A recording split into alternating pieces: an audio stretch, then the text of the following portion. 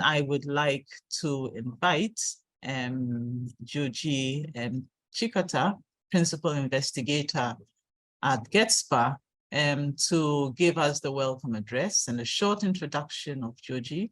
She's a distinguished research professor at SOAS at the University of London, a position she has held since January 2023.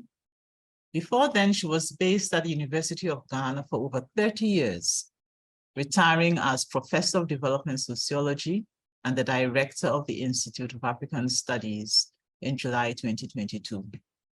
Her research in the last 30 years has been in the areas of gender and development policies and practices, agrarian change and rural livelihoods, the labor relations of the informal economy, and transformative social policy. And she is widely published in these subjects. A little bit more background: she's a founding member and past convener and member of the steering committee of the Network for Women's Rights in Ghana. And Joji is the principal investigator of the Pan-African Research Networking and Advocacy Project, GETSPA. So, Joji Chikata, please take the floor. Thank you very much, Madam Chair. On behalf of the entire gender network, made up of the PI, the co-PIs, the technical committee, the secretariat, the advisory board, the research teams and cluster team leaders, I would like to warmly welcome you to this webinar on debt restructuring in Africa. I want to introduce GETSPA to you before we hear from the speakers at the seminar, because I think our history is important to this conversation. GETSPA came out of the COVID-19 pandemic, which, as you all know, was a complex, multidimensional event. Crises have an upside because they force us to basically rethink, ask fundamental questions, regroup, reset, and hopefully do better. This particular pandemic reminded us of the social policy failures and the weaknesses of our social policy institutions and infrastructure. And it generated many conversations, and GETSPA was born out of one of those conversations. So GETSPA is an ambitious Pan-African project of research, capacity building, policy engagement, and networking. And it is to support the construction of social policy regimes that are fit for our ambitions for real structural transformation in Africa, and also to fulfill Agenda 2063 and 2030. It's a long-term project which wants to support Africa's resilience in the face of global crisis. And it builds on long-standing critiques of the social protection agenda, critiques that have been undertaken by Codestria, UNRIS, the Saatchi Chair in Social Policy, individual scholars such as Professor Pesa White, who's a co-PI in this project. GETSPA is guided by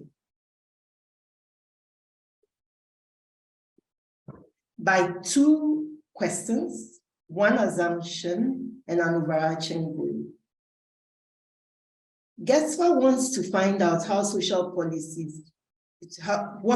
policies can catalyze and support agrarian transitions and structural transformation in informal, non-industrialized economies. Basically, we recognize where we are and where we want to go. And it also wants to ensure social policies that address long-standing gender as well as class and spatial inequalities and their intersections.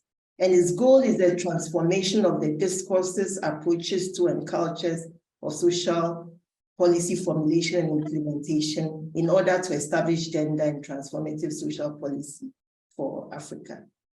It's on the assumption that knowledge is important, but not sufficient. It's important to build constituencies, change mindsets and orientations, achieve consensus, and strengthen the social contract between states and society.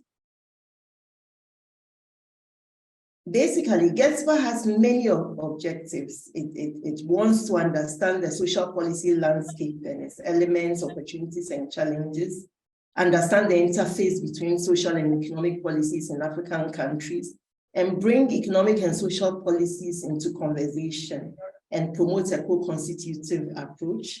It wants to identify approaches to social policy in the positive approaches in the global south and in Africa, explain why and how they work and their potential for replicability, design a framework for the reorientation of social policy regimes that are gender equitable and transformative. It wants to build a repository of documentation and also monitor developments in approaches to social policies. Most importantly, it wants to provide opportunities for Pan-African learning, as well as learning from history, grow a new generation of dedicated researchers of social policy, capacitate our constituencies to struggle for transformative and gender equitable social policies, and also engage with policymakers and advocate change. GETSPA is composed of 10 country clusters in 31 countries. They are on your screen. You will notice that they come from all regions of continental Africa, and they cross the linguistic divides of Africa. And we also have in our portfolio much studied and less studied countries. Some of our outputs have been 31 country research studies and cluster reports on the histories and trajectories of social policy in Africa since the colonial period. At the moment, we're in the process of copy editing these reports and publishing them on the GETSPA website. And we hope to launch them on the 26th of April at a second webinar that we hope you'll participate in. We've also done policy briefs and blogs for dissemination and advocacy. We are building the online repository that the project promised. And most importantly, we are building a nascent network of scholars of social policy. This is an interdisciplinary home to which scholars of social policy can find a space away from work they've been doing within their own disciplines and sectors. Here are the covers of some of the policy and the research reports and policy briefs we are about to publish. GETSPA started with history in order to prepare the groundwork to understand the trajectories of social policy in Africa. Now we are moving into a second phase. And that second phase will focus on 5 broad areas. Basically, will be managing and curating the knowledge we've produced, and also producing additional knowledge. We'll be disseminating knowledge and policy engagements. We prioritize this. We want to build our presence and influence and strengthen our network and its constituencies. And we also want to learn very much from successful social policy approaches in Africa and the global south.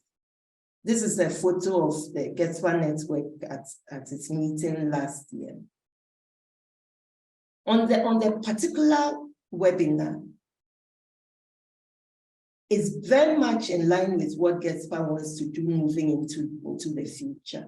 It's a response to the continuing crisis since COVID-19, the war in Ukraine, now this looming debt crisis. As we know, a combination of factors, Africa's commodity dependence and the cyclical crisis of prices, the COVID-19 pandemic's effects, high levels of borrowing to attend to some of the pandemic effects, the war in Ukraine, and lastly, capital flight, have all created a perfect storm in which Africa's debt has become a problem. A contributory factor is the lack of accountability and corruption in the use of borrowed money. And as the chair said, this debt crisis has been accompanied by devaluations, inflation, rapidly rising costs of essential goods and services such as food, energy, education, health, and transportation. And significantly, the increase in public debt has been accompanied by a rise in its costs because of the higher proportion of private lenders involved. And another factor is the domestic debt default, which has occurred with implications for economies and important entities such as pension funds, the banking and financial sector, and also individual borrowers. And some of these key non-state actors are important in social provisioning and social protection. And this has implications for the conditions of citizens who depend on them at a time when there's a threat of austerity measures. And this situation, in our view, constitutes a social policy crisis, which has implications for the social fabric and also for social cohesion. And the groundwork we've done as a network and our synthesis studies allow us to reflect on this crisis and also on the policy responses of governments. We've reached out to African and global networks that work on economic justice issues, such as the Ideas Network and Third World Network. And we did this to enable us to bring constituencies that would otherwise not be in conversation together to reflect on this very important crisis. And we are very grateful to them that they agreed to come. And we hope that this allows for a substantive conversation, but also concrete thinking about the ways forward.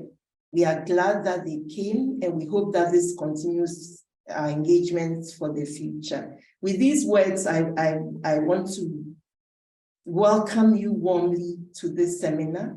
Thank you for making time to come and think with us, and wish all of us a successful seminar. Thank you, Madam Chair. Thank you very much, Professor Chikata. So I would now like to invite Tete Homeku from Third World Network to give us a presentation, an overview of the current debt crisis in Africa, how it differs from past crises and its implications for African development.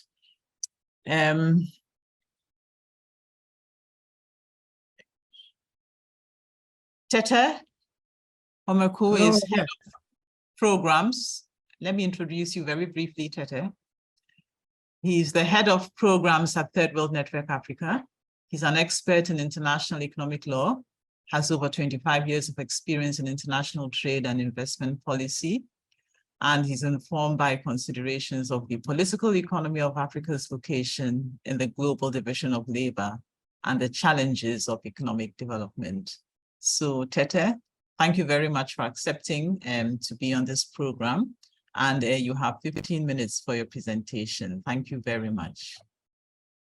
Thank you very much. I'm trying to share my screen. I hope it is seen by everybody, right? Yes, I can see it. Okay, thank you.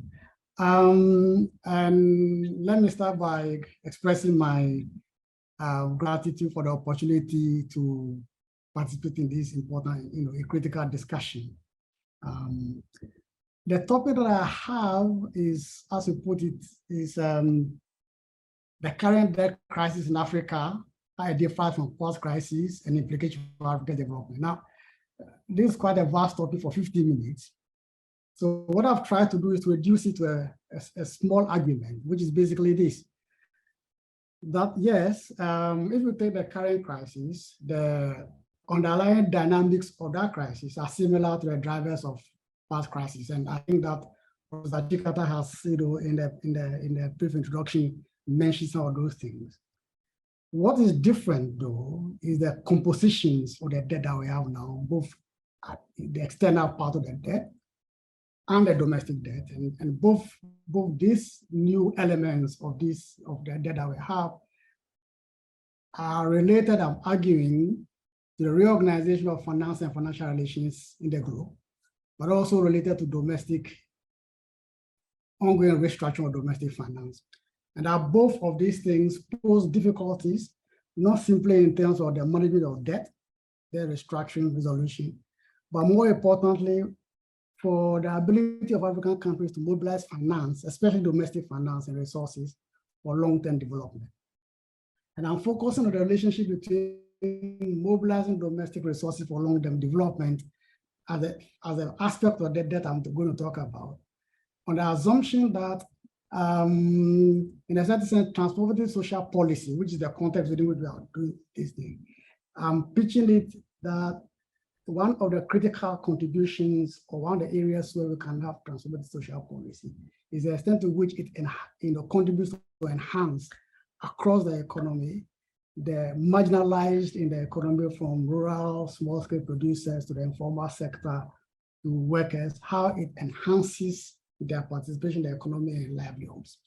And that one of the binding problems that we have in Africa is availability of appropriate and affordable finance to support that transformation. And that should be the platform within which we can explore the different dimensions of progressive and transformative social policy. So this, I'll spend the rest of the time just trying to elaborate features of this argument. Now, of course, I mean, we all know the figures related to debt and all those things. So everybody think there are different figures depending upon who you are talking to. And so I don't dwell too much on that. Even the concept that was shared for this thing, we know that Africa's debt to GDP ratio has risen quickly from 2015 to 2020 to about 71.4% of GDP. And a certain projected level of 73 trillion debt service to all their creditors for African countries. But what is important is that, in fact, it is projected that 30 or more African countries will begin to spend more on debt service by 2023 than on healthcare. And in some countries like Ghana, Egypt, Cote d'Ivoire, by 2020, they are projected to spend more on debt service than even healthcare and education combined. Kenya spends more on healthcare. Interestingly, Burkina Faso and South Africa are one of the few countries which, for reasons that would be interesting to explore, are spending less on debt service than on both education and healthcare. So as I said, I mean, the most important part of the debt in terms of its connection to the past is that the drivers of debt in Africa, which are rooted in the primary commodity export fortunes of our economy, are still present. So as you know, our ability to borrow money externally and even internally is always tied to the fact that the price of our primary commodity prices rise. And at the same time, when the commodity prices fall, it leads to problems of our ability to even pay the debt and begin to assess our debt sustainability.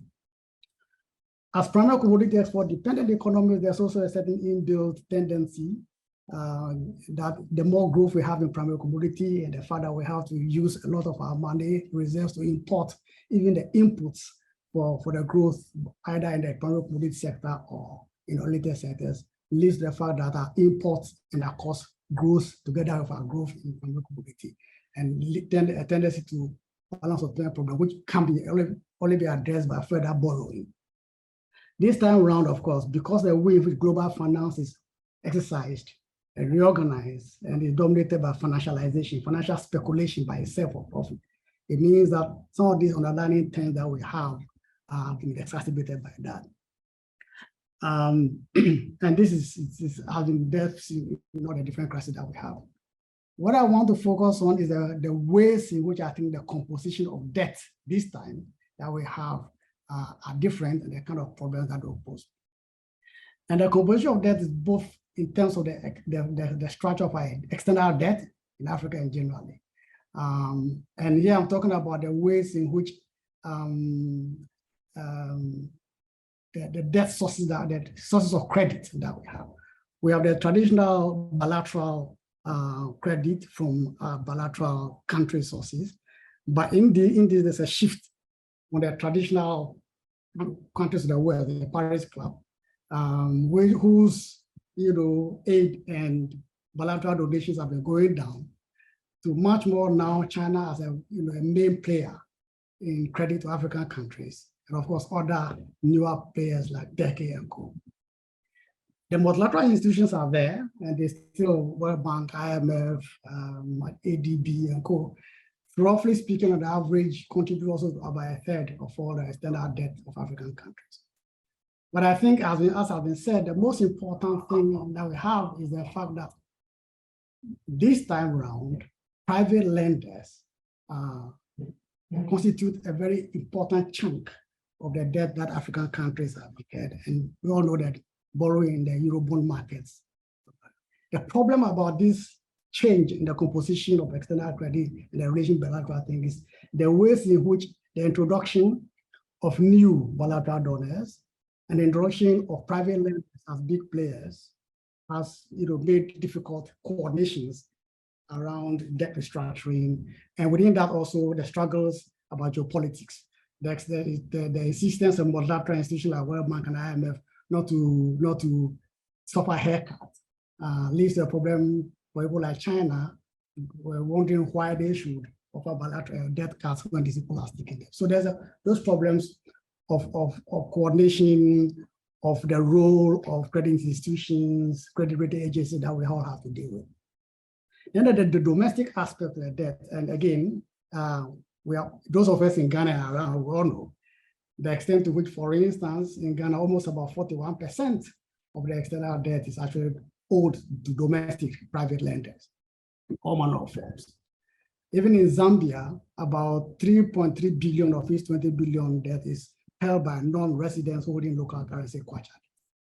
Now, I'll come back to look at the details of this later, but one of the problems that this poses comes from the fact that once you have such levels of domestic debt, the questions of debt restructuring now includes what you do with your domestic debt. On the one hand, as the IMF insisted for the case of Ghana, and insisted in the case of Sri Lanka probably, that the domestic bondholders also have to be brought to the table for restructuring. Now, this, as you know, poses dilemmas. We do know that the domestic bond debt is certainly sometimes more expensive, and countries are right to resist, not simply because the restructuring of domestic debt can pose problems for the financial sector as a whole and the vulnerable sector. But actually, there's an argument that, in fact, how much the burden on the taxpayer that to pay to restructure domestic debt is not worth how much you save for restructuring, as it were. And again, those are some of the problems that we face. Tete, I'm going to have to interrupt. Number one, you've got 6 more minutes. Number two, okay. You need to put your slides on presentation mode. And 3, if you can raise your voice, please. If I can raise my voice, okay. Please, yes. Okay, so I hope my slides now are not in presentation mode. No, they are not. Okay. Right, so now I have a problem. No, they are in presentation mode. Now, at least now I see it in presentation mode. Yes, thank you. Okay, so and I have 6 minutes more. Thank you very much for reminding me that. Now, what I wanted to say from here on is that the composition of the debt, especially the importance of private lenders, the implications go beyond simply that they are private lenders who have so much control, but that the private lenders, both in the external economy and the domestic economy, are related to the integration of the financial sector and in African countries in the global financial market, and involves a certain level of domestic financial restructuring, which have certain implications.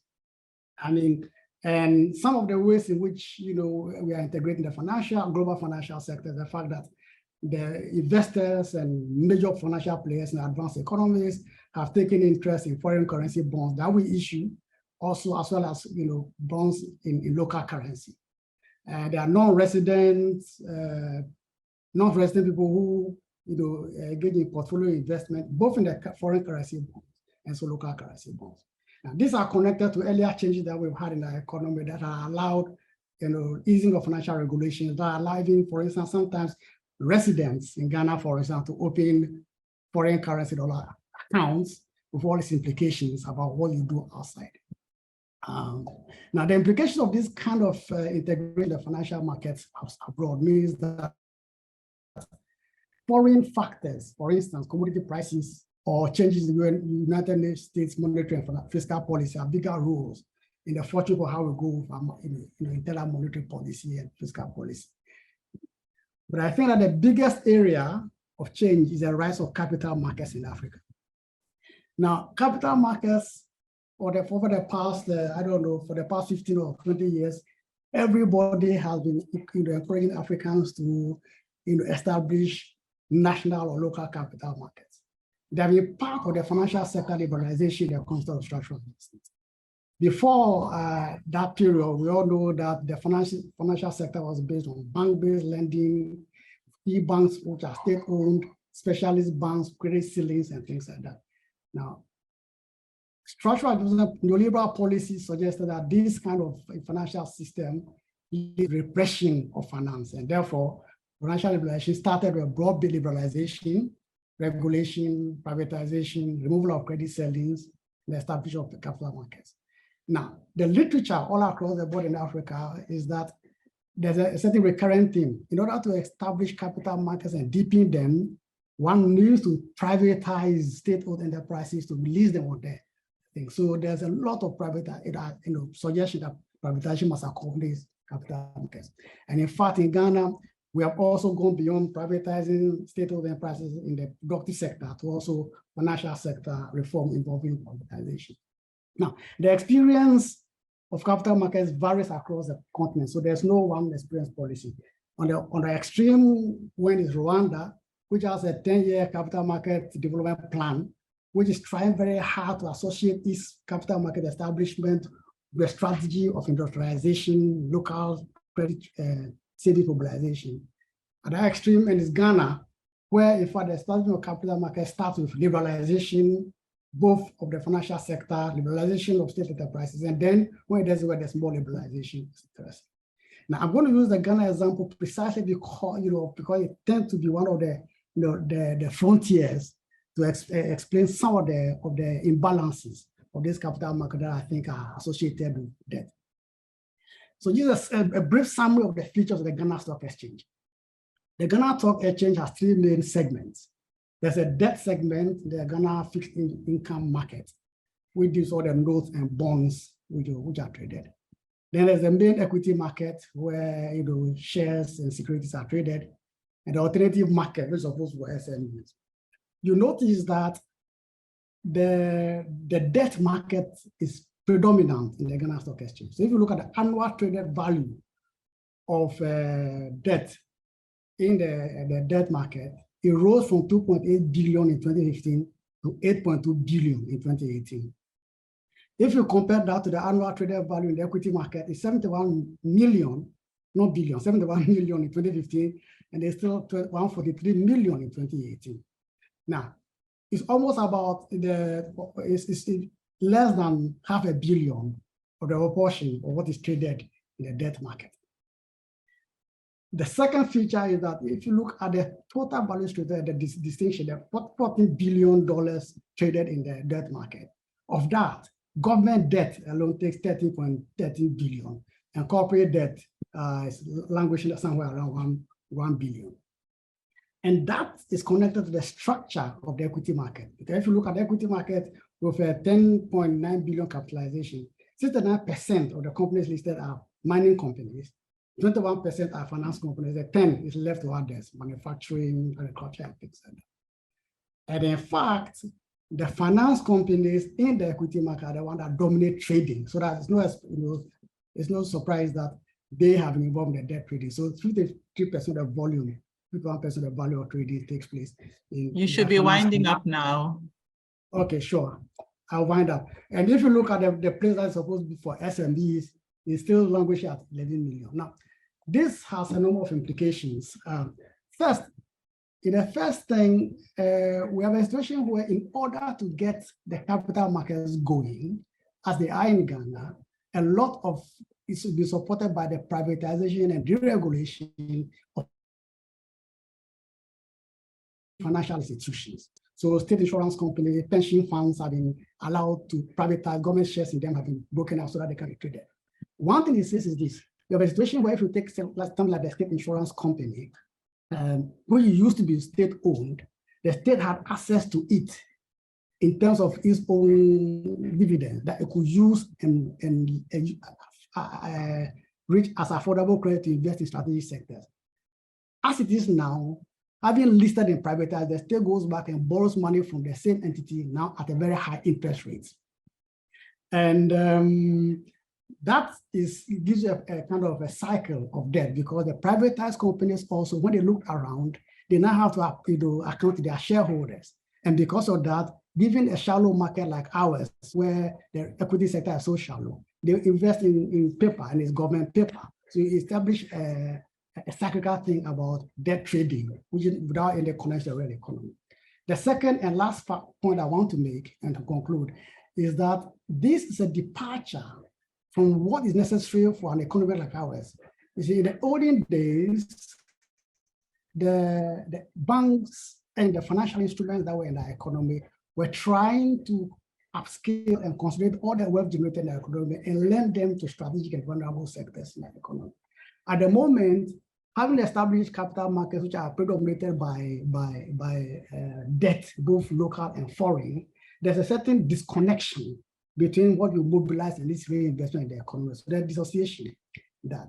And finally, without testing the patience of the moderator too much, I suggest that what we are having in the Ghanaian capital markets, an example of where we have inappropriately or prematurely adopted financial systems and instruments which are operating in the advanced economies after they have developed a long time and try to apply them when in fact we need a different set of financial systems to be able to operate in a transformation. In fact, all these things that when I tell my friends from Singapore and Malaysia and Korea, they kind of think, I mean, how can Ghana, with such a very undiversified economy, be trying to build a financial system around such sophisticated instruments? And I suspect that these ways in which we are developing inappropriate financial systems against where we have to be going is going to come back and become an issue that we have to discuss all over the time.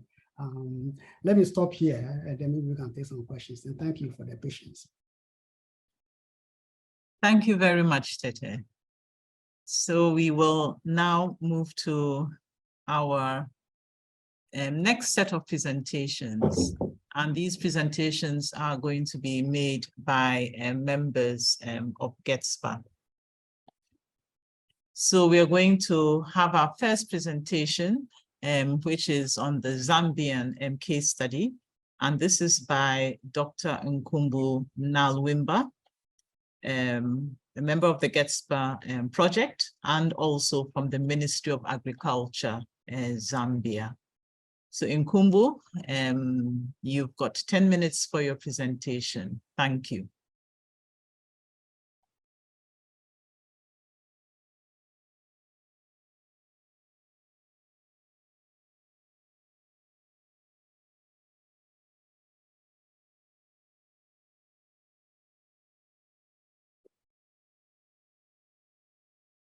I cannot hear you. I don't know if the others can.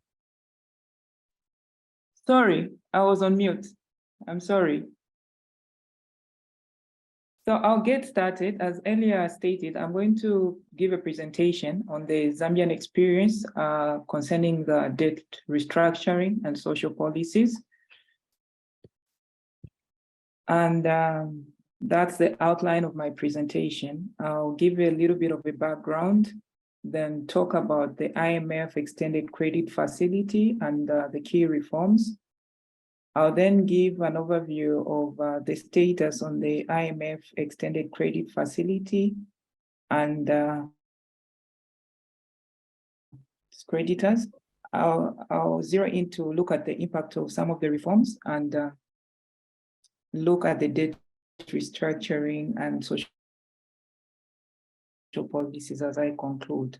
So in terms of giving a background, Zambia has a population of 19.6 million people.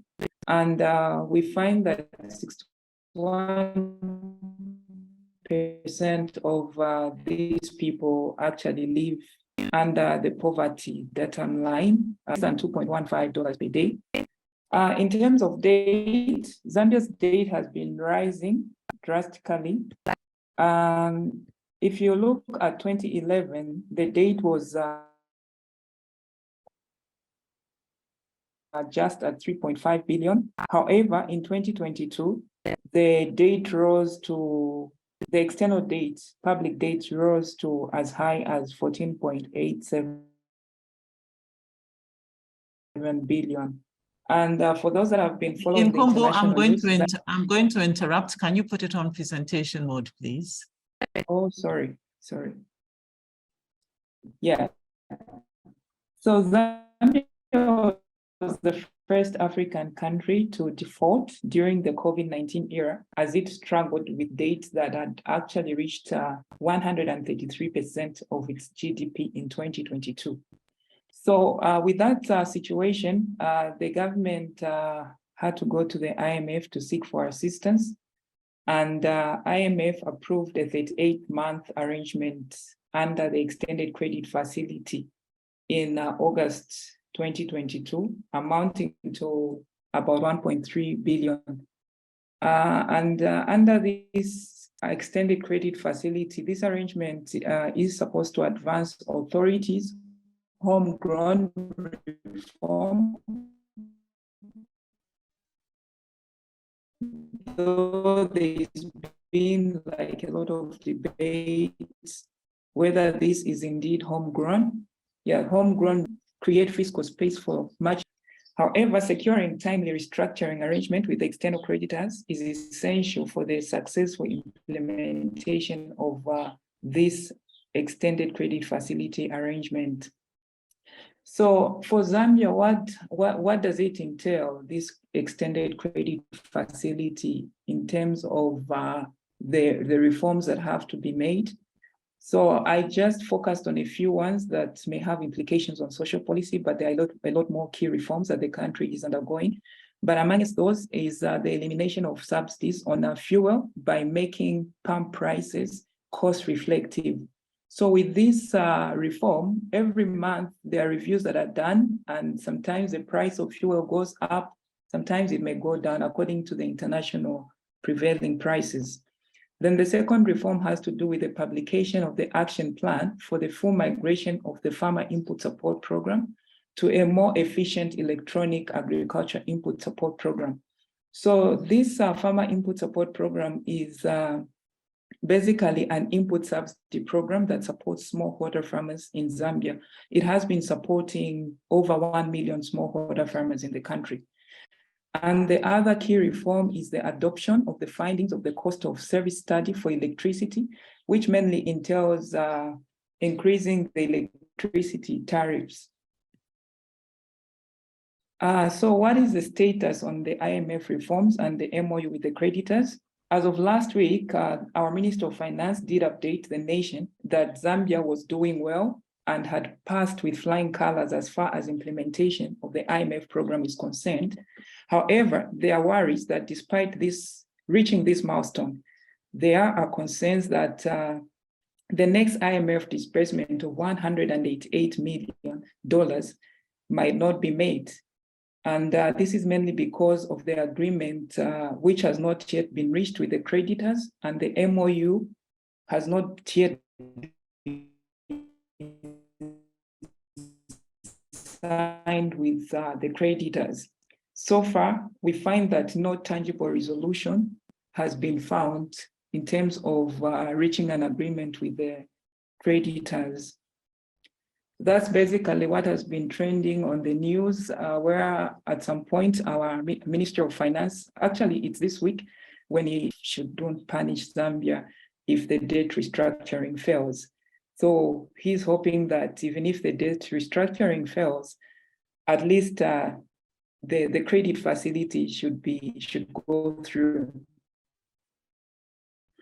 So in terms of the impacts, what are some of the impacts of some of these reforms? So in terms of the increased electricity tariffs, which entails the removal of the subsidy on electricity, we find that there's been an effect on real incomes and real expenditure, and the burden of increased electricity tariffs falls heavily on the poor.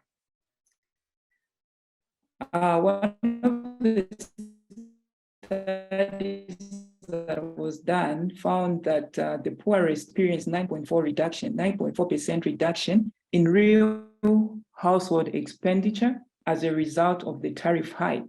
And further simulations that have been done show that an addition 100,000 people would become poor as a result of the tariff increase in electricity. This is because their real expenditure is going to fall below the poverty data line as soon as the electricity prices go up. Then in terms of the impact of, in terms of the reforms on the Farmer Input Support Program, as I earlier stated, this is a very big subsidy program which supports over 1 million smallholder farmers in the country that mainly produce maize, which is a staple food for Zambia. So this, the reforms here entail reducing the budget for this program, and this has implications on the country's food security. As you can see on the graph there, from the time the FISIP was introduced in 2002, you find that the maize production has been increasing compared to the years when we didn't have the Farmer Input Support Program. So it just shows you how much this program contributes to the maize that that is a staple food for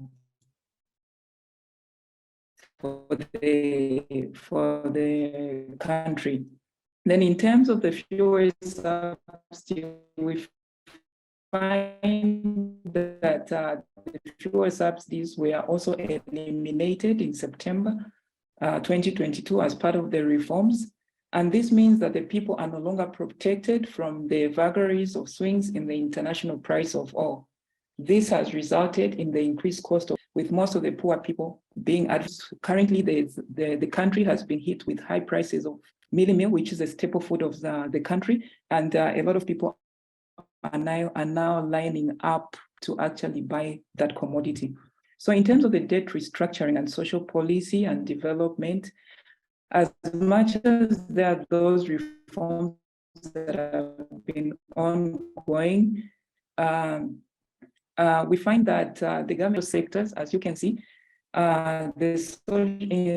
spending on the social sectors has increased to 30.5% in 2023 from 23.5% in 2022.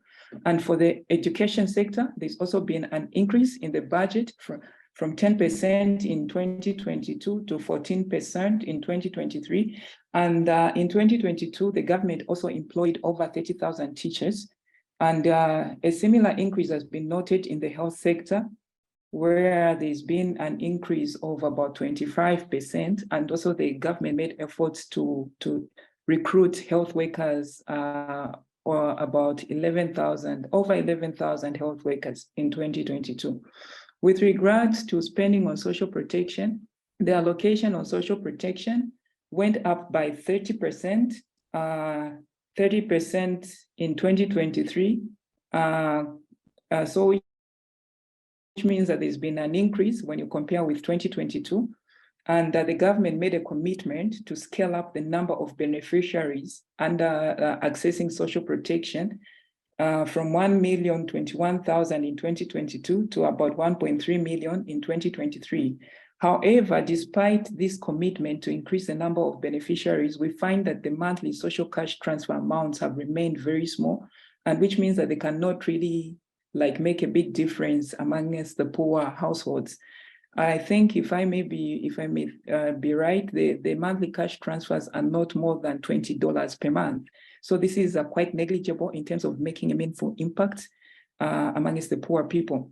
And with the current extent of poverty, a significant proportion of the poor population have still remained without being covered by social protection. So despite all the increases in education sector, health sector, and other social spending areas, we find that there are still challenges because the government is spending a lot in terms of debt servicing, and this is compromising on the social sector. If we look at the education sector, there's still a lot of inadequacies. There's lack of funding, and the pupil-teacher ratio is still very high. And most of the pupils, especially in rural areas, do not have access to proper education as well as infrastructure, such as desks. Then in the health sector, we find that most of the hospitals also are still lacking medicines currently, and there's still a shortage of medical staff. So when we look at the agriculture sector, we find that even there's still a lot of inadequacies because of lack of funding. We have inadequate extension officers, and I think the funding that is going to extension services generally has not been adequate, and hence the productivity has remained low.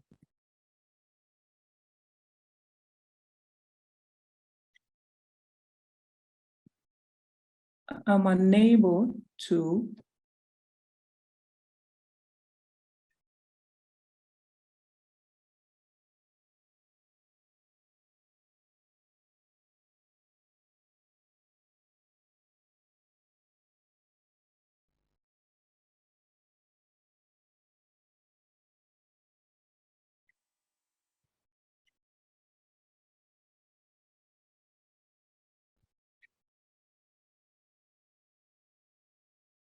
Hello, Nkumbu. I can't hear you. my screen is stuck here. Sorry, my Oh. screen is stuck, so I'm unable to, it's failing to move. Oh, Yes. Yes, you can switch back to the normal slide and probably try it again. Or you can briefly stop sharing and start sharing again.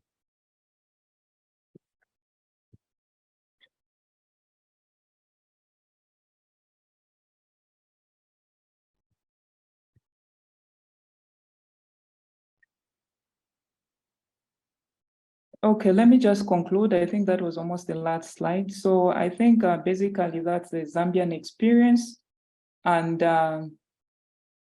so how the talks with the debt restructuring will move on will have a major implication on the country in terms of improving the social sector in Zambia. Thank you very much. Over. thank you very much, Nkumbu, for your presentation. So now our next presentation is the experience of Egypt. And we have Amira Othman, who is a research analyst at American University in Cairo, where she obtained her master's and degree. And she is also a member of the GETSPA group. So Amira, you have 10 minutes starting now. Okay, perfect. Thank you, Dr. Abna. So this is a very, very, very long story, as is the case with all other countries. But this is just to give you a very, very quick overview of the implications of the current state and the historical trends of debts in Egypt. So what we have here is a trend of the external debt of the country, starting from, so it focuses on like the quarterly reports that were issued by the Central Bank of Egypt since 2016. But this is just an overview of where external debt was by the start of the century. So at the start of the century, it was almost in the $28 billion in debt. And then what we have now is a six-fold increase until fiscal year 2022-2023. So the latest figure that was reported by the Central Bank of Egypt in the first quarter of financial year 2022-2023. And the figure was that the current state of external debt in Egypt is $155 billion. If we look closely at this expanded period between 2016 and 2023, so basically the fiscal year 2015-16 up till now, there is almost $100 billion in increase. So to contextualize, it's important to consider the external debt as a percentage of GDP. And so here what we have is also as like a zoom in on the 2016 to 2022-2023 period. And what we find is that the external debt represented almost 18% of GDP in 2016, and it has reached 34% currently. So in December 2022, the Deputy Minister of Finance announced that the external debt reached 34% of GDP, and he claimed that this was a safe level. Of course, it's below the global average of countries that include Latin America, where the similar percentages amounts to 50 or 60% on average. However, a study that was published during the same year found this to be dangerous because for every 1% increase in external debt, there is an 0.12% decrease in GDP per capita over the short term. But again, moving to this announcement by the Deputy Minister of Finance, Kocak, he added that there are several policy responses in light of this percentage and in light of this debt. So to ensure that growth rates are doing well, the state will basically make offers to the private sector, and investments in assets will be managed by the private sector and through the funds and profits achieved, a part of which will be used to reduce the government indebtedness. And so we will return in a moment to this issue of privatization, but just an overview of why 2016 was like a milestone. What happened between 2016 and now is that there's a huge economic reform program that Egypt started. So in 2015, it took a $3.15 million loan in support of its economic reform program from the World Bank, but a significant $12 billion IMF bailout program. And this aimed to reduce public debt and to actually target primary surplus. And it's worth noting that the primary surplus happened for the first time in Egypt's recent history in 2018. And in order to reduce fiscal deficits, the policy outcomes of the economic reform program was the introduction of the VAT and reduction of energy subsidies. If we zoom in on policies that are palpable, so enough like economists and high-level talk, if we move down to the people, basically, we can see that there has been an increase in sectorial spending in terms of education and social protection, most notably. So what we have in the current fiscal year is an allocation of 84.9 billion Egyptian pounds that amounts to less than $3 billion to education, and over $130 billion in Egyptian pounds, or the equivalent of a bit over $4 billion to social protection. And they represent increases in total of 20 billion EGP from the last fiscal year. So there is 9.5 increase in the funding allocated to education, and an 11.8 increase in 11.8 billion increase, of course, in the funding allocated to social protection as compared to last fiscal year. If we look at the minimum monthly wages, we can see that while the minimum monthly wage was 1,200 EGP constantly across 2014 to 2018, there is a twofold increase. So it increased by 800 EGP to reach 2,000, and then increased again to 2,400. And then by 2023, it increased further to 2,700 EGP per month. And so this represents between 2016 and 2023, more than a twofold increase in minimum wages. These policy measures are generally, of course, positive. But again, if we're talking about palpability, it's important to consider other factors. So yes, the minimum wage increased by 2.25 times. But at the same time, if we look at the consumer price index, where it was set at 2010 was the 100, we can see that we have now a 318.9 CPI, which in 2016 was 178.4. So yes, wages have increased, minimum wages, of course, but we now stand at a relatively higher CPI than compared to the minimum wages. The other thing to consider is the US dollar exchange rate, so the flotation of the Egyptian pound that happened notably in 2016, and then the trend more or less rises until now, has meant that what happened was almost a fourfold increase in the USD to EGP exchange rate. So up till 2016, these figures represent more or less 8 to 9, like 1 USD equals 8 to 9 EGP. But then here in April 2023, the 1 US dollar is now equivalent to almost 31 Egyptian pounds. The discussion here takes us a bit to this idea of subsidy and subsidy removal, and the path-dependent framework whereby citizens do not consider subsidies privileges but rights.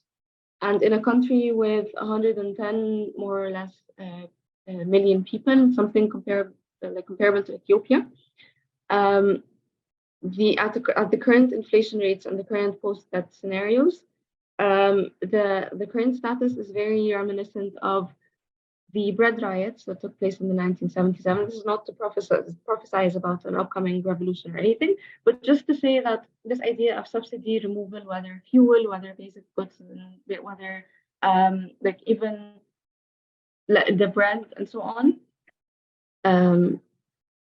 which people consider rights, basic goods. So professor talked about electricity and fuel subsidies. This is the same in Egypt as well, but on perhaps a larger scale. What happened in 1977, which was also an era of privatization, was that IMF reforms necessitated subsidy removal. But when the president announced these subsidy removals and widespread riots spread across the country, he revoked the reform the second day. So the morning after, he announced that the country would no longer implement the subsidy removal. So this also takes us back to this idea of path dependence, which was very, very palpable throughout the writing of the country report and the GATSPA research in general. Because again, in order to make the shocks more absorbable in the current times, the state announced that in March 2023, it will issue a wave of privatized state-owned companies. So 32 state-owned companies across 18 economic activities will either be floated or offered to the strategic, of course, private partner. And what we have looking forward, if we are talking about transformability and equity, is a situation where path dependency has meant that Egypt has had staggering debts since the early 2000s, and debt repayment is expected to continue to absorb the country's economic resources for the foreseeable future. That's it on my end. I'm not the time limit. And thank you. Thank you very much for your presentation. So we are now going to move on to the presentation from Ghana, and that is going to be given by Nanikwe Anyidoho, who's a co-PI of the GATSPA project, and she's director of the Center for Social Policy Studies at the University of Ghana. So Nanikwe, floor is yours. All right, thank you so much, Professor Joe. So I have my presentation up.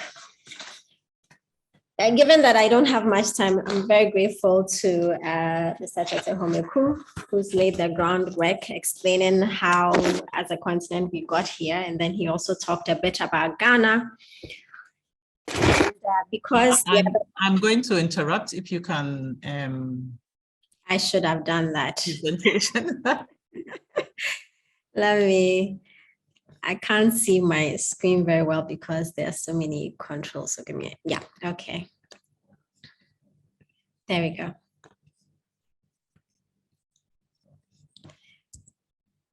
No, that's not it. Okay, so I'm going to figure that out as I, yes. And because the other presenters also provided some quick overview of their debt situation, I wanted to share this first slide that just shows in really stark visual terms the dramatic increase in public debts in the last 20 or so years. And this is by courtesy of Dr. Theo Champong in Imani. So the question is, what has all this meant for social policy in Ghana, and what will be the implications for the future? So our current process of debt restructuring is still ongoing. We are still in, negotiations with citizens and with the IMF. So we don't have data right now to talk about the impacts of this current process. But we do have evidence from previous periods of debt restructuring, of which there has been many. So if you look back at the past 50 years or so, some of our significant moments of debt restructuring have been linked to the country's entry into one IMF program of some kind or other. So we've had at least one every decade since the 1980s. And as I said, we are currently negotiating another deal to be completed, we are told, in May. And then even outside of these periods of formal entry into IMF agreements, there have been times in between where we ourselves have engaged in domestic debt restructuring. I want to talk about the likely negative impacts of these situations, and then talk about the prospects, the potential, the possibility of maybe having positive outcomes from the process. So this is where our minds go first when we think about debt restructuring, especially when it's associated with the IMF. We think austerity measures. And this is actually something that the IMF has been associated with. As I mentioned, Ghana has gone to the IMF 4 times in the past, and we are now in our 5th cycle. But first and most infamously, in the 1980s, when we submitted ourselves to the round of economic reforms, we have taken to calling structural adjustment. That is when we saw austerity measures really dramatically implemented or prescribed and actually. Now, the IMF has maintained that its programs have been shown to free up money for social spending, and it uses the HIPIC program as an example. That is the Highly Indebted Poor Country Initiative, which Ghana entered into in 2000, which freed up many low-income countries from debt and debt servicing.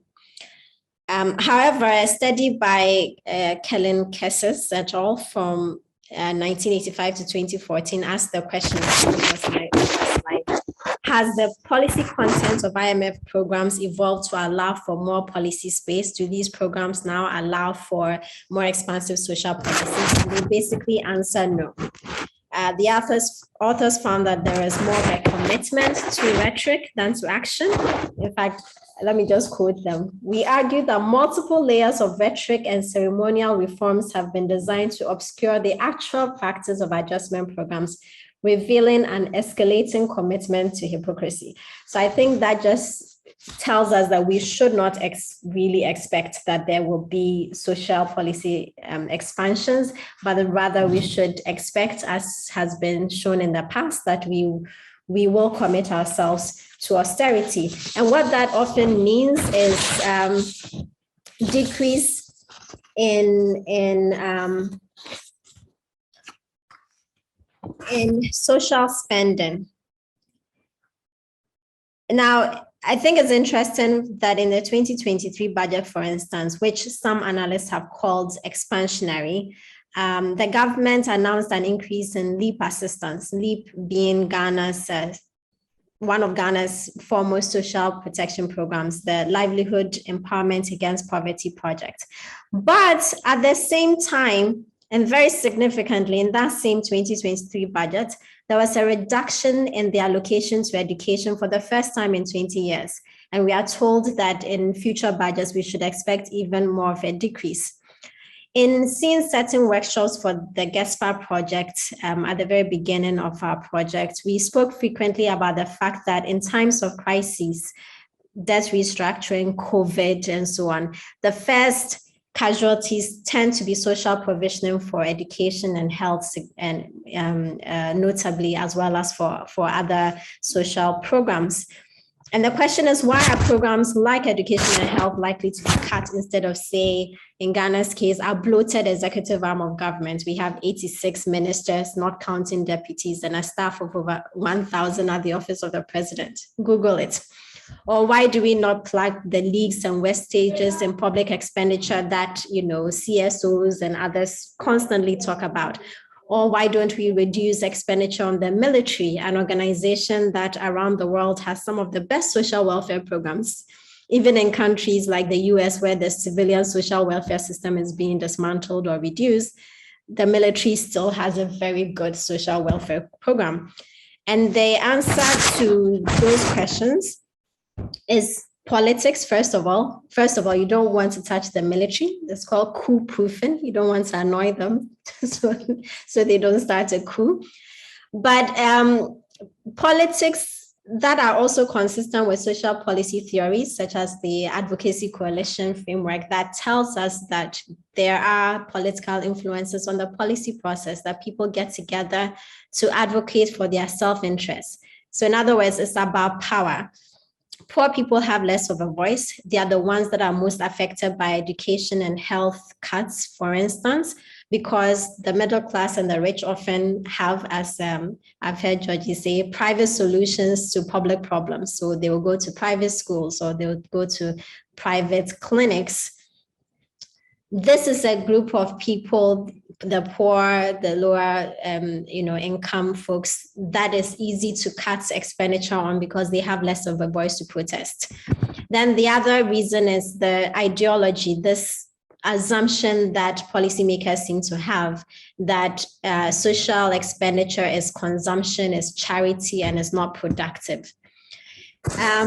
But even outside of these direct cuts to spending on education and health and other social programs, there are other ways that may not cut into social expenditure, but can still cut deep. So in Ghana, for instance, we've recently had a number of what they call haircuts on investments. So people's dividends from investments is being either stopped or reduced. There's even an attempt to touch pension schemes and investments of pensions monies. And also attempts at domestic revenue mobilization through, in Ghana's case, very infamously, very controversially lately, a tax on electronic payments. I want to talk about that in particular because I think that the e-levy, the electronic levy, illustrates particularly the kinds of impacts that these actions altogether have on informal workers. And I want to concentrate on informal workers for a little bit because in Ghana, 90%, upwards of 90% of the workforce is in the informal economy. So that's basically like the majority of Ghanaians, 9 out of 10 people. And the e-levy was based on this idea that the informal workers are untaxed, they are hidden gold mine for revenue. And so it ignored the fact that informal workers already make a lot of payments, that these kinds of tax measures overestimate their ability to contribute more, that they tend, in many studies that we found around the world, to be aggressively regressive. The reason that I say all of this is to, again, make the point that in times of crises, you have segments of the population that are likely to suffer more. We found through many studies during the COVID era that informal workers, for instance, tend to be too poor to qualify, to not be poor enough, to qualify for formal social protections like our LEAP program, but they are either too poor or not well placed to qualify for other forms of social policy programs such as social security, health insurance. I think that this is very important to remember for our informal context. And then I think my next slide is very short about what could possibly be the positive effects. In theory, debt restructuring is supposed to free up resources that would have gone into debt servicing, free those up for social programs or for economic programs. And as I mentioned, the 2023 budget makes some commitments to social protection. And I've just put a quote here from one page of the budget that states this commitment. But again, to point out that it's only for social protection, not for social policy writ more broadly. bearing in mind that social protection is just one aspect of social policy that attempts to disadvantaged groups who are in danger or are going to be in danger of slipping into situations of vulnerability. These kinds of allocations also tend to be very small. So in this particular budget, the government increased the allocation to households from around $4 a month to about $9 a month, and promised to increase the number of households, eligible households that would get LEAP. In increasing the program amounts, really this flagship social protection program in Ghana makes up only 0.019% of the budget. So even as it has been increased and as it's being touted as being more compassionate and so on, again, just 0.019% of the budget. And the sort of just these small incremental increases are seen in the other locations for other social protection programs. And then thirdly, is unrealistic.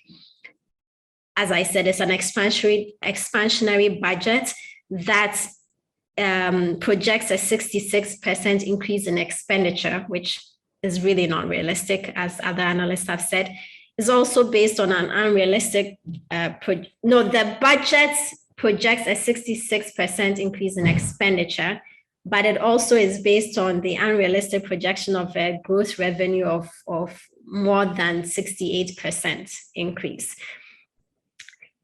Just to quickly show how unrealistic this is, when this budget was being presented, the finance minister talked about the allocations that had been made on the previous 2022 budget. And at that point, I think in September, they had only allocated 36% of the education budget.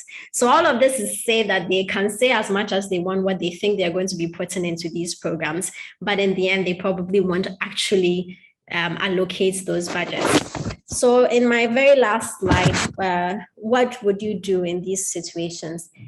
Obviously, yes, social protection is important. All the different methods, all the different tools of social protection is important. But as we continue to say, as we maintain in the GETSPA project, beyond social protection, you want to think about a wider range of social policies that are meaningful and long-term and effective, that actually invest in people making decent livelihoods, gaining skills, having better physical and psychological health, having a better sense of citizenship and trust in the state, enjoying better security. In other words, really investing in transformative social policy that connects economic and social policies and pays attention to all the range of things, all the range of functions of social policy that actually will lead to people thriving, both because that is what you want your citizens to do, and also incidentally because it will actually help your economy to grow better and to be in a better shape to withstand future shocks.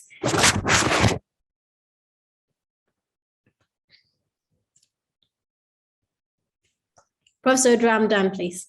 Thank you very much, Prof. Nidoho. Thank you very much. So we move now to the next item on the agenda. And this is a presentation by Charles Abugri, Emerging Approaches to the Debt Crisis and Their Implications for Social Policy, report from the Colombo Conference. Charles Abugri is a development economist, and he is currently the executive director of the International Development Economics Associates, IDEAS, which is a global network of heterodox economists and political economists. And before that, he was the CEO of the Savannah Accelerated Development Authority in Ghana. And he is a member of the technical committee of GETSPA. So Charles, and the floor is yours, and you've got 15 minutes. Thank you. Okay. Well, thank you very much. Can you hear me? Yes, I can hear you. Okay. This is frozen somehow.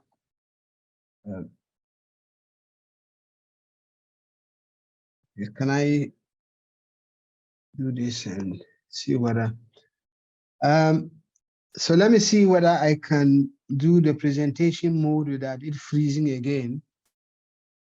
Okay. All right. Yeah, thanks very much. It's a pleasure to be here, and thanks to the organizers. As Professor Abina said, I am also a member of the technical committee of GETSPA. So I was asked to share the emerging issues that emerged from a conversation that a number of us held in Colombo, Sri Lanka, to discuss exactly the same issues. It was organized by IDEAS and a Sri Lankan organization called the Law and Society Trust. It's a human rights organization, and they provide also a lot of organizing and human rights support, legal support to the Sri Lankan trade unions. It was supported by the Open Society Foundation. So the focus was on not just on Sri Lanka. Sri Lanka was, of course, because they had a lot more attention, but we were looking at Sri Lanka also in the context of other countries: Ghana, Argentina, Zambia, Chad, Pakistan, and a number of countries in the horizon. We discussed the political economy of external debt, and its connection to domestic debt, especially with domestic debt restructuring processes on the table, with Ghana taking the lead as a prior action in undertaking domestic debt restructuring as part of the conversations around external debt restructuring. And we looked at the debt restructuring challenges in a number of countries, especially in the current context, and then the conversations about pathways to sustainable debt reduction. And five important contextual issues. Let me see what I can get this, move this up. So first, we noted that there are now about 60 countries comprising 40% of the world's population currently affected by this new round of debt crisis. In this case, they are mainly low and low middle income countries. In comparison with the debt crisis of 1980s, 90s, which were mainly major middle income countries, the countries currently in the throne of it are low or low middle income countries. The question we ask is whether we are in a new, the beginning of a new lost decade, as we refer to the period of the 1980s, early 1990s. The second point that we noted was that for low-income countries and low-middle-income countries, the debt structure has changed significantly compared to the 1980s and 1990s. So the current debt overhang is mainly owed to multilateral institutions, 51% with low-income countries and 33% with low-middle-income countries. Now note that in Africa, nearly 50% of our countries are now lower middle-income countries after many of them rebase their GDP. Private creditors that used to be almost non-existent in Africa, but I mean are now 11% for low-income countries. Note that countries like Ethiopia and Rwanda that are classified as low-income countries have also now accessed not just loans from commercial banks, but also from the Eurobond market. And for low middle income countries, 41% of their debt is private, mainly Eurobonds. And Chinese debt for low-income countries is 15%. Low middle-income countries is not really that significant. It's 9% of the total debt portfolio. And for large middle-income countries, that is a high middle-income countries, 80% of their debt is private debt. Now, the current drivers of the private debt is mainly yield-hungry private investors that were pushed out to poor countries looking for a higher yield, following the zero, almost zero, sometimes negative interest rates in the United States. So for the first time, this has led to the situation also where for the first time an African country actually defaulted on its private debts. And that, of course, Zambia, and quickly followed by Ghana, and a number of them are in the horizon. This is since Tunisia, the first accessed the private bond market in 1997.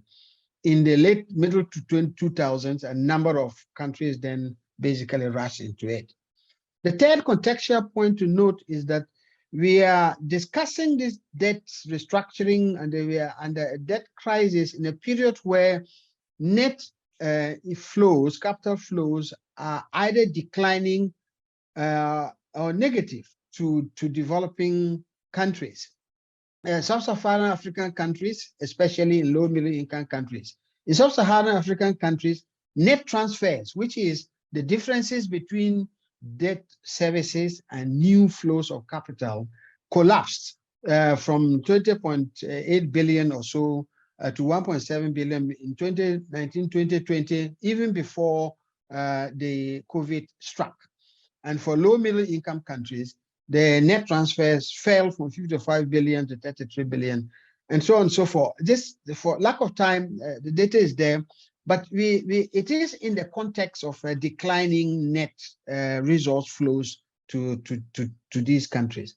The fourth context is that we are in but associated with these declining net flows is also now the threat of rising interest rates in the US that is likely to exacerbate the debt servicing costs and further reduce net transfers to these countries and make the debt situation worse. So the fourth contextual point is that we are operating in a very challenging geopolitical environment where the current bunch of debtors are really not anymore, are weak collectively. They are not the type, the Latin American middle income countries that where the threat of their default would threaten the global financial market. These collectively have a very small share of global capital, and so are collectively not that influential, for which reason there is no Brady Plan type initiative in stock, and the G20 framework, which has been put together to try and deal with this private debt question, is basically ineffectual because there's no enforcement mechanism and the Americans are not interested. And we are in a war situation where financing war has become a lot more important for those who would otherwise have an influence in resolving the debt. So that geopolitical context is important to keep in mind. But there is also little opportunity. That little opportunity is the ongoing discussions about World Bank reforms and also the climate financing discussions. So the latter provides us an opportunity for a bigger coalition building and so on. Okay, so then on the debt restructuring and structural reforms, there are old elements and there are new elements. The old elements is rooted in the theory underpinning the role of the IMF in dealing with countries that have unsustainable debt or have which is largely a reflection of a serious balance of payment problem, where they need temporary bridge funding and support for reforms that enables them to bounce back. So in this context, the fund's responsibility is to act as basically the kingpin of the global finance and to coordinate various forms of action among the debtors, the creditors, but also other players, sources of finance, including private finance, to enable these countries to transition from their problems. So they're providing the temporary finance to bridge, to enable them to deal with their balance of payment problems in the short term. They will do debt sustainability analysis for them and with them, so that we have a full sense of the nature of the debt that they are facing and the steps. And then they would undertake advice and undertake commit them to a set of policies, as we heard that already been provided by that context by both Tete and Professor Yildo and the other presenters. And the idea of all of this is that with the bridge funding will cushion the pain. The countries will undertake adjustments, both that will lead to increasing exports, and because it also reduces imports through the devaluation process, and it will reduce public expenditure, because the public expenditure is a major cause of money supply. And money supply in monetary theory, which underpins the IMF work, is a main driver of both inflation and balance of payment deterioration. And once they do that, they're supposed to, because those steps to address the balance of payment will create a conducive environment, an attractive incentive for private capital to flow, both in the form of debt capital as well as foreign direct investment. But also it is required that the multilateral development banks would then rally around this particular reforming country and provide the type of development financing needed for them to increase their investment and in their growth areas, especially in the export areas.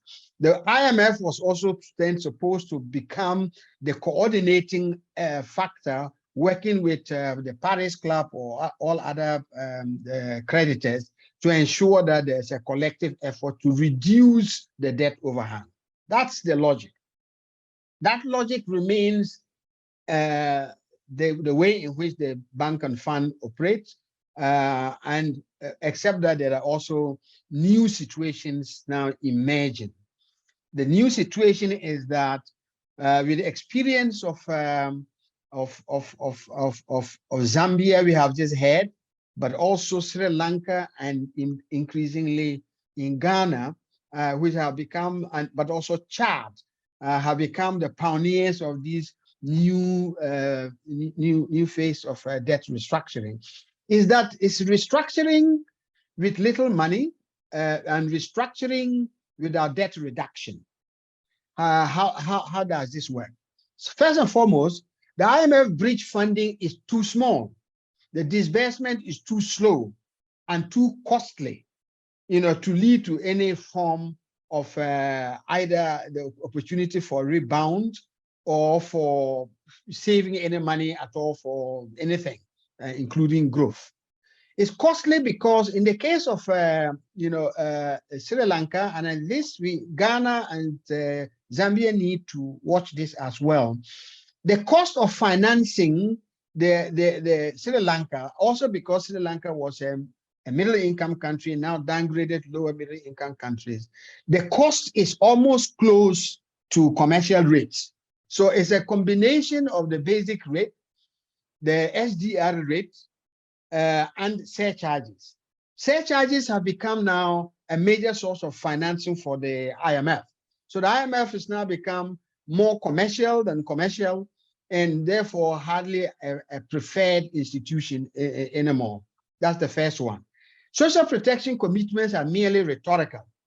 Again, from the example of Sri Lanka, they are expected to go from about 3.5% deficit to a 2.3% primary surplus of a spread of nearly 6 percentage points in 3 years. The contraction that is inherent in this is so vast that what is supposed to be social protection spending to protect the poorest is actually nothing, because in net terms, it's a really drastic reduction in all development, including social protection. Also, the third development is that all of the difficult actions are front loaded. So all the heavy lifting adjustment policies, which you analyze later on when the MOU is signed, the letter of agreement is signed, they front load them before the letter of agreement is signed. So what we were talking about in Zambia, Zambia hasn't really finally signed an agreement, but they are undertaking harsh policies. Ghana, we don't know what those prior agreements are. They're not written in paper, so they are very opaque. But we know that all of these aggressive, regressive tax policies, plus the domestic debt restructuring, are prior agreements before. And then, of course, the countries are given the obligation to reach agreements with all of their bilateral donors. Therefore, the IMF basically abrogates its responsibility of being a coordinating player, again, to these countries. So we have a situation where you are fighting, you're seeing policies coming all the time. There is no agreement with the IMF that you now say, okay, the IMF is dictating this, but you know they are dictating them. Mm-hmm. So basically, the political pressure on the adjustment is now shifted to the countries to do this in prior actions before an agreement. The fourth thing is Charles, that, you have to start winding up, please. I shall start winding. So the fourth thing is that there's a process, there's an ongoing debate, conversations about the reforming the World Bank. The new World Bank's role is increasingly going to be not about financing projects and development, but to use surpluses to act as a de-risking agent for private finance. Finally, as I said, the IMF coordination role is ineffectual. It's now transferred to bilateral, to different countries. So going forward, we suggested, we raised the following things. One, the countries should do their own debt sustainability analysis and take that serious and do so in a participatory manner. And when they need whether or not they are going to the IMF, and when because when there is credibility in their debt sustainability analysis, the people will be around them when they negotiate, because the debt sustainability analysis used by the IMF is essentially anti-growth and is short-term. And is inadequate, is absolutely not suited to long-term, to addressing long-term structural factors, the type of factors that Tete was talking about. Secondly, we need to move away from the tendency of treating the IFIs as the principal or sole institutions for facilitating this development. In fact, the ongoing reforms of the World Bank suggest that basically, they do not represent the majority of the world. They don't even, the quota allocations, which will not change, do not provide any space for the voices of the majority of people in the world. And so we have to start looking for alternative institutions. And the third point is this may be really necessary as part of public campaigning, to encourage debtors to create their own coalition, their own cartels.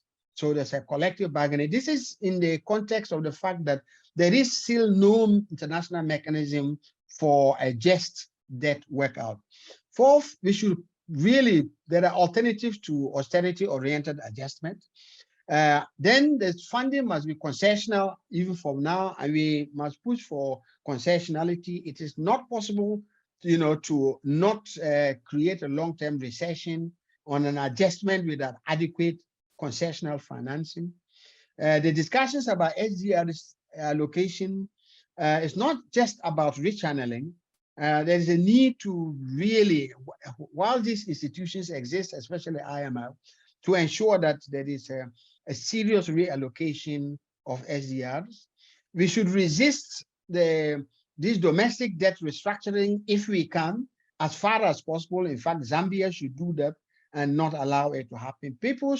Countries should undertake their own domestic debt restructuring for different purposes than for the purpose of letting off private bondholders and maximizing the profits of private external bondholders. And developing countries, especially low middle income countries, should really reduce the appetite for foreign exchange denominated bonds. In fact, the countries and the economies are not suited for that. You pay two types of costs. You pay the foreign exchange cost, and you pay the local currency denominated cost. And finally, new social movements are necessary. And in fact, in the case of Sri Lanka, the trade union movements were organizing were very, impressed by that.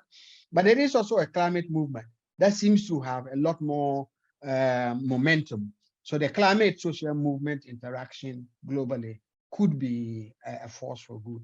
Thank you. Thank you very much, Charles. Thank you for this interesting presentation. We now move to the question and answer session. And we do have a question and answer board where you can, if I'm right, you can type in your questions and answers. And yeah, so I see that there was a question about how much is the LEAP cash and can anyone live on it? And how many more people are falling into poverty due to the cost of living crisis, and how are they catered for in the so-called expansion? Anupia, do you want to answer any of these questions? They are good questions, and I'm sure it's probably rhetorical too, because the answers, how much is the LEAP cash? Not much. I mentioned, can anyone live on it? Probably not. How many more people are falling into poverty due to the cost of living crisis? I'm sure many more. I don't know whether we've done the analysis enough, but certainly I don't think even the small expansion in the amount of LEAP and the promised expansions in the numbers of LEAP beneficiaries is going to be able to stem that increase. So yeah, as I said in response, it looks bleak. Yeah, thank you. Okay, I see that Louis also had a comment, also commented on the question that was raised. Yeah, so otherwise, I don't know if participants can raise their hands, but definitely in either the chat box or the Q&A. Madam Chair, there's a hand up already, Sylvia. Oh, I don't see it. Oh dear, okay. Gosh, then all right. Okay, I think I know what I should do. And if I do it that way, all right, yes. Now I see. Okay, yes, Sylvia, you have your hand up. Yeah, can you hear me? Yes, I can, yes. Okay, thank you so much for your presentations. I was just typing the question in the chat as I was waiting. And what I wanted to say was that it is good to confirm our collective despair across the continent in some ways, but also I'm glad to hear the last speaker, Charles, speak about the fact that we need new and perhaps more robust social movements.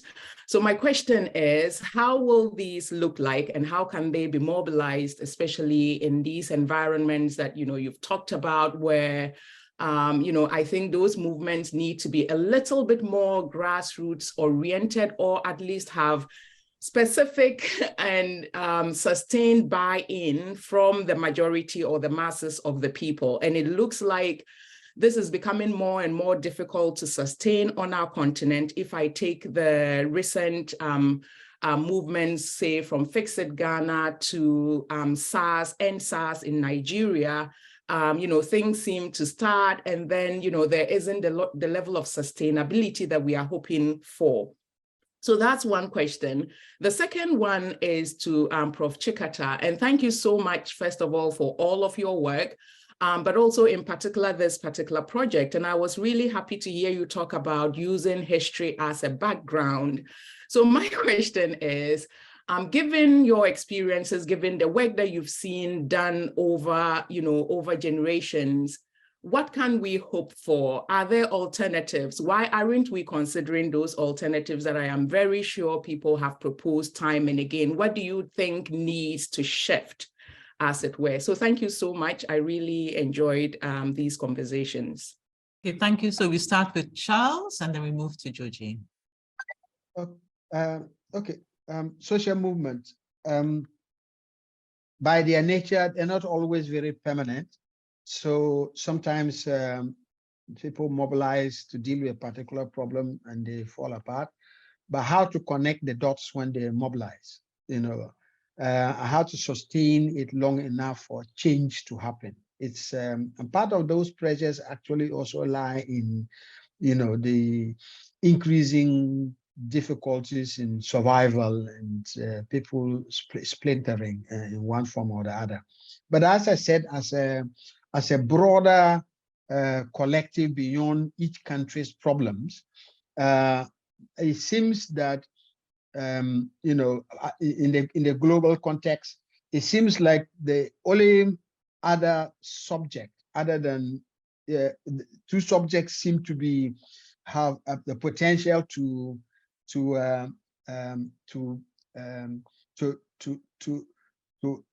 attract some attention. One is the climate movement, and when I attend events of the climate movement, they seem more passionate.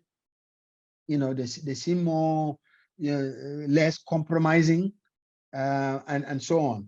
The development movement has basically seemed to have become very cold, and so maybe a connection between the development and the climate movement might help, even in our countries. In our countries, I also feel that we sort of have lost a certain edge. The exasperations about the behavior of our governments have also led us to completely lose an anti-imperialist angle to the struggles. So in the case of debt and IMF and restructuring, there is an imperialist component to it, and there is the national democratic issues associated with our struggles with our government. In the case of Ghana's debt thing, I remember in one of the NGO platform, and I'm sure some of them are listening, I had asked that we must start a campaign for debt relief, because in the end, the debt that we owe at the moment is largely private. It's about private profit, and in the end, it's ordinary poor people who pay for debts. The response was, no, we can't let these crooked government people get away with it. Now, if we cannot make the distinctions between our domestic struggles for democracy and the power of transnational capital, then it is difficult for our campaigns to have effective influence on the international environment. We just reduce it all to domestic. So that would be my other point, that maybe our social movements should connect the domestic struggles for democracy with the international struggles against imperialism. Thank you, Georgie. Would you like to respond? Yes, briefly. I think GetSpy is an example of the kind of response that we think is important to make in times like this. One of the important things we are trying to do is to change the dominant paradigm. Neoliberalism continues to be very dominant in spite of the powerful critiques about its failures and so on. And shifting this is no small task. So we need many more or much more work and efforts to continue to change the conversation about austerity, about how to run an economy, how to sustain debt, and so on. And conversations like this webinar are a good example. I also want to add that it also has to do with momentum and movement. So it was significant when Amira said that the Egyptian government had to basically turn back on its removal of subsidies on bread after a riot. It shows the importance of movements and how they can create change. And in addition to the point Charles has made about the joining up of movements, I'd like to offer that the women's movement is a very important constituency in this kind of work as well, in addition to the two movements he mentioned, the development and environment and the climate change movement. Because often good ideas, so-called progressive movements are quite blind around issues of inequalities, particularly the intersecting inequalities of gender, class, and space. And it's very important that we champion the joining up of movements that draw attention to these matters. I see that there are many more hands up, so I'd like to stop here. And thank you. Thank you, Georgie. Yes, indeed, there are many more hands and we don't have too much time. But Charles, there's something else for you in the chat. It says you mentioned the need for social movements. Do we also need new economics, given that current financial institutions, processes, and policy do not seem to offer any meaningful structural change for Ghana and Africa's financial problems? So if you can give a quick answer. But before you answer, may I request the interpreters, there's a question in French from Dr. Esso Rose. So if you can have a look at it, and then if you can read it out for us. So look at it whilst Charles is responding to the, yes, Charles is responding to the question from Ismail. Do we need new economics? I think Tete's presentation was basically trying to deal with this question of new economics and new economies. If we address the right sorts of structural problems, but yes, new economics, because and this is really the purpose for ideas. It was set up to think about economics differently and economic problems and economic solutions differently, utilizing different analytical concepts outside of neoclassical economics and neoliberalism as a political philosophy. So there are so we call it heterodox economics broadly. That is approaching economic analysis from different traditions, not just neoclassical economics, because this is important to address the question of development. And one of the, one of the problems of the economics we teach at the moment is that it teaches equilibrium. And equilibrium is not no society, no form of progress has an equilibrium. And there's fundamentally something wrong and different.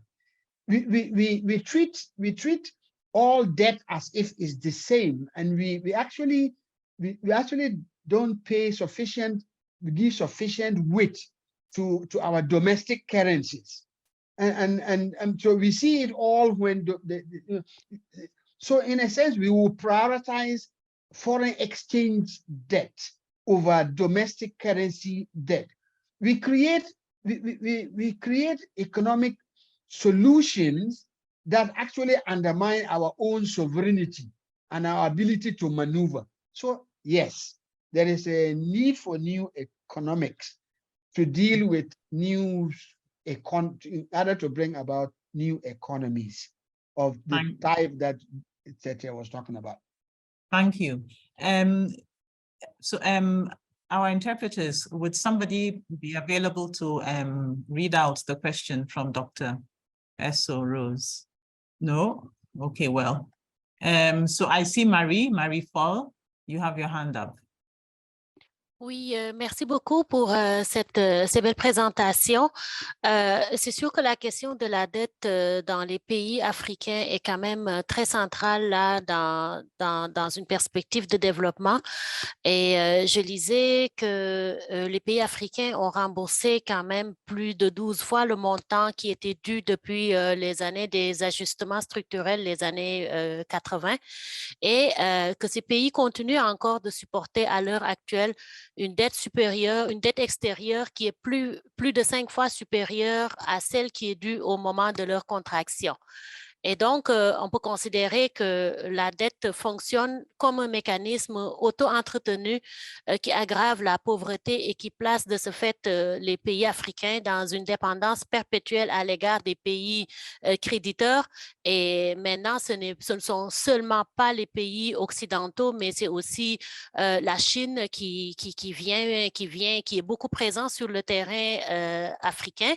Et je voulais savoir, est-ce que finalement, le comité pour l'annulation de la dette du tiers-monde qui avait été mis en place depuis ce temps-là continue de fonctionner? Et puis, je me souviens très bien que ce comité parlait de dette odieuse pour réclamer la nécessaire annulation des paiements des pays africains. Donc, quel est l'état actuel de ce comité et est-ce qu'il y a moyen finalement de se mobiliser collectivement pour faire face donc à ces dettes parce que ce sont des dettes qui nous plombent beaucoup. Who would like to respond to that question? Can I call on Tete? Tete, would you be willing to take this up? I do not see any volunteers from the presenters. Peut-être dans l'auditoire, quelqu'un pourrait répondre? Oui, bonjour tout le monde, je suis Kadidiatou Kadio, je suis du Burkina. Je vais essayer d'apporter ma contribution à la question de Marie.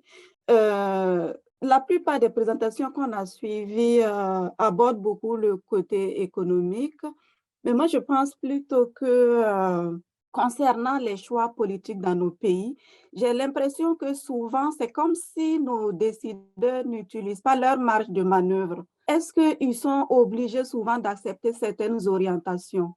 Je pense que non, parce que quand je me rappelle par rapport aux subventions des hydrocarbures, il y a eu souvent des discussions entre les conseillers de ces institutions internationales et nos gouvernements qui considèrent que la subvention des hydrocarbures est une politique sociale.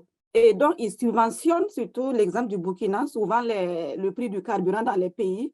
Pourtant, les institutions internationales estiment que cette orientation n'est pas une politique sociale parce qu'elle profite aux plus riches. Donc, de mon point de vue, je pense que souvent nos gouvernements, ils font des choix qui les arrangent et je ne sais pas comment on pourra résoudre cela, mais je pense qu'il faut quand même un mouvement social au niveau interne pour pouvoir souvent les obliger à faire des choix pour le bien commun de la population. Parce que je pense que c'est quand même assez structurel, mais je pense aussi que les gouvernements de chez nous ont une grande part de responsabilité et que je ne pense pas qu'ils sont souvent obligés de tout accepter. Donc, ça, c'est ma contribution que je peux apporter. Merci. Thank you very much. Thank you. I see that Dr. Newman, Tekwa, you've had your hand up. All right, thank you very much, the presenters, for such an interesting presentation, which might give us an overview of where we stand, where we stand with regard to debt over the continent. Then maybe for the sake of time, let me just pose my question to Dr. Nkumbu. I think if we listen from what Nana said, I think she indicated that actually the IMF restructuring programs maybe actually in theory is assumed to free up more money for social spending, and whether this is true or not, maybe we found that in Zambia. From the figures which Nkumbu shared with us, it shows that maybe for the 2023, there was actually an increase in spending for the social sectors. So I'm not sure whether is it a positive or is the restructuring programs in Zambia, restructuring programs in Zambia actually producing positive outcomes is tend to indicate. Thank you very much. So our presenter from Zambia, do you want to respond? Yes, I'll take that. As earlier indicated from the figures that I presented from the budget page, yes, there's been commitment from the Zambian government to increase on the social sector, to increase spending on the social sector. These are deliberate efforts, but also maybe this could be coming from the IMF commitment, where they are saying that they would also want to see some kind of investments in the social sector as much as these reforms are taking place. As much as we see some increments in the budgetary allocations, I think they're still not enough to resolve the problems that are currently persisting in these sectors. So it may be a positive outlook compared to the reforms that happened in the past, like in the 1990s, where there were drastic cuts on social spending. But I think a little bit more still needs to be done. Thank you. Over. Thank you. Thank you very much. I'm going to take our last question from John Amwa. Thank you very much, and I also want to add my voice to congratulate the panelists for these insightful revelations, if I should put it that way. My question goes to Professor Chikata and Charles. First to Charles. Charles, I want to find out, particularly you recommending movement, and you know, in our part of the world, in this case, Ghana, movement, in as much as they tend to be, they are political in nature, ends up taking, if I should put it this way, the mainstream political parties who have interest in elections joining, and in turn, they end up blame the action or the original intended purpose of the movement. In this case, my question to you, Charles, is who should lead these movements? In as much as agency, we know agency should come from the people, and a lot of people have agency. I want to find out from you, from where you sit, based on your experience, who do you think should lead these movements in order to bring about the needed change, so that the political parties, in most cases, those in opposition, don't take advantage of these movements, and in some cases also they end up hijacking these movements, and the movement becomes very political in terms of the mainstream politics that we already know. My other question goes to Prof. Chikata. As a young academic, sometimes I sit back and I get worried, in a sense that we have a lot of critical academics, as we have on this platform, that's the GESPA platform, proposing alternative to the mainstream Western model of development. But it seems nothing is happening in terms of practice. So I want to find out, how can these alternatives to mainstream neoliberal models of development, how can it manifest, and how can it be scaled up for it to be very evident for other people to emulate? Because it appears we talk about it, but even among us, you see a lot of academics living a very Western forms of life, living a gated community and a whole lot of, and come to the, and when they get platforms, they preach about solidarity economy and communalism, among others. So this John, if you can wind up your question, because we are running out of time. Thank you very much. I'll end here. So how do we reconcile this contestation between what we preach and practice? So I'd like our two respondents, like a minute each, or if less than a minute, because we are out of time now. We should lead movements. Movements are, if they are to endure, they emerge almost organically, and their leaders come out of that process.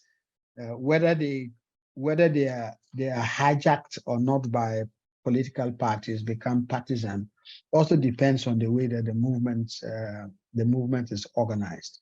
I mean, it's in our days we did belong to movements. We belong to a movement that curtailed the privatization of our urban water systems. At that time, the people who led the movement were the trade unions. So the trade union movement, Drew Amankwa headed the movement. And we did succeed in stopping the privatization of urban water systems. And of course, once that was achieved, the movement dissolved in one form or the other. But so the fact that we have now become polarized by parties doesn't mean that an issue picked up, which is a public interest issue supported by one party or the other, is illegitimate. But, you know, to the extent that the leadership of the movement that emerges organically from how the movement itself comes up, manages the partisanship, it's another matter. But just to conclude, that the very fact that we also chose this, you know, the party political model as a means of taking our democratic process forward means that we have to factor in all of these risks and accept that you know, issues can sometimes be diverted by some people trying to polarize them by parties and so on. But sometimes also the active participation of political parties also enhances the case. And it doesn't always make it illegitimate because a political party is involved, whether it's a ruling party or an opposition party. Thank you, Charles. Joji, 30 seconds. So thank you. I'll be very brief. And that was a cynical question and one that is an autocritique, since you are an academic yourself. I think we should recognize that academics are on a spectrum. And this is why different speakers have been calling for heterodoxy in science, the engagement of different approaches to a problem. Academics are also middle-class citizens who aspire to all the good things of life. They happen to be closer to the trough. Many of them can access these things. It does not delegitimize academics as people who can work to change the world. So at GESFA, we seek to keep a more optimistic view of the human spirit and of solidarity. Thank you very much. Thank you. I'd like to say thank you to our presenters and thank you to all of you who have participated in this webinar. And apologies if we were not able to allow all those who wanted to ask questions and make comments to do so. We've had really a rich presentation with different country experiences and then the overviews of the debt situation, what is new and what still remains the same, caution about the IMF and the World Bank and the seeming handing over decisions to countries, but still it seems the game, the nature of the game has not changed. I just have one comment to make, and that is with respect to the data that we look at, where in the case of, I think, Zambia and Egypt, we see that there's been an increase in spending, social spending. Let us remember that we're looking at nominal figures. But if we should adjust those figures for inflation, we may actually find that the real values must have declined. And therefore, the ability of this nominal spending to bring about any real changes even minimized. It's only in the case of Ghana where we find that education nominal spending has declined. So letting us know that in terms of real resources to the education sector, for example, and there's been a significant decline. So I would like to end here. Thank you all very much. Thank you to our interpreters. Thank you for the technical support. And I wish you a good rest of the day. And I don't know if the PIs have anything more to add. Nothing to add, Madam Chair, except to say you are warmly invited to the launch of the GETSPA publications and website on the 26th of April at the same time. Thank you very much. Okay, see you all then. Have a good day. Bye-bye.